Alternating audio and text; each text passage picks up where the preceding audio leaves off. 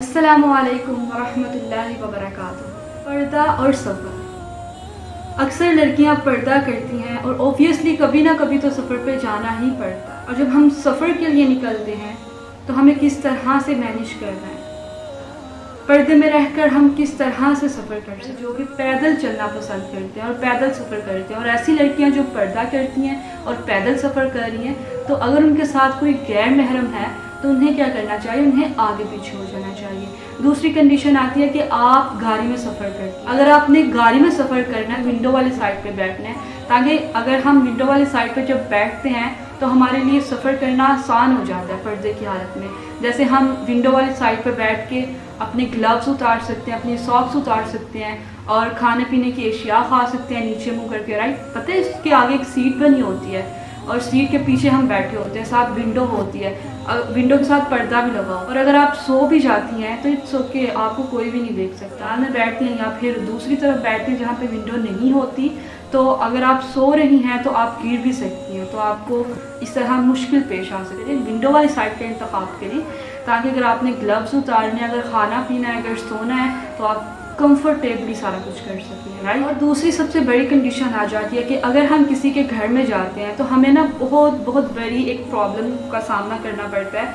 वो प्रॉब्लम क्या है? वो प्रॉब्लम यही है कि हम कैसे खाएं, राइट। जैसे हम अपने घर में अगर पर्दादार हैं, अगर हम पर्दा करती हैं तो अपने घर में हम ओबियसली हमारे सारे महरम ही होंगे, हमारे भाई लोग, हमारे अब्बा जान, यही रिश्ते होंगे ना। यहाँ पे बाहर से चाचू आ जाएंगे, ताया बू आ जाएंगे, तो इनके सामने तो पर्दा है ही नहीं, इनसे तो कर ही नहीं सकते, तो हम रिलैक्स होके खाते हैं।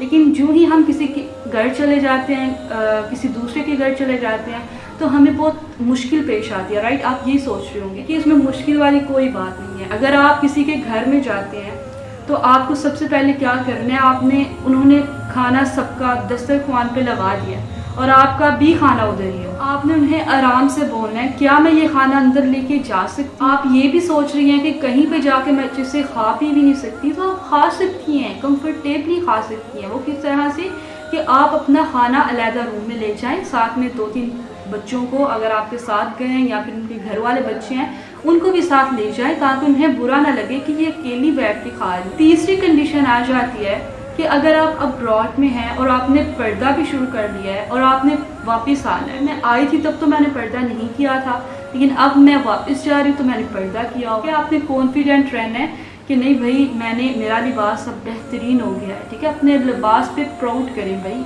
बहुत ज़्यादा प्राउड करें।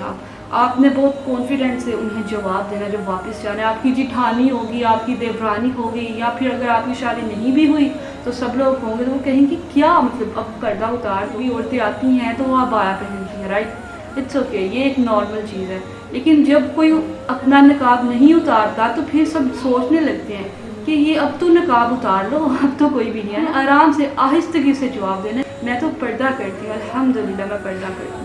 अपने लिबास की वैल्यू को जानिए कि आपने कैसा लिबास पहना हो। Your dress representing your religion, which religion you belong. Abroad से आए हैं फंक्शन देखने और मैं पर्दादार हूँ, मैंने मेकअप नहीं करना, मैंने तो बनना संवरना नहीं है, तो आपने तर्स नहीं खाना अपने आप पे कि मैंने ऐसा कुछ नहीं किया। जो आप कर रहे हैं वो कोई और नहीं कर रहा, ये आपको बात समझनी होगी। अपने लिबास को वैल्यू दें, अपने लिबास की कदर करें, जानिए कि आपका आपके रब के आगे क्या मुकाम है। अक्सर लोगों को आपने देखा होगा कि वो जब ड्रेसिंग करते हैं, जैसे कि यूरोपियन कंट्रीज़ हैं, जहाँ कहीं भी हम देखते हैं शॉर्ट सा लिबास पहनना होता है, तो वो उन्हें ना अपने लिबास पे बड़ा फ़ख्र सा होता है। वो कॉन्फिडेंट से लिबास पहनते हैं कि हम परफेक्ट हैं, यस वी आर परफेक्ट। तो वो अपने दीन को रिप्रेजेंट कर रहे होते हैं, राइट, और हम अपने दीन को रिप्रेजेंट कर रहे होते हैं।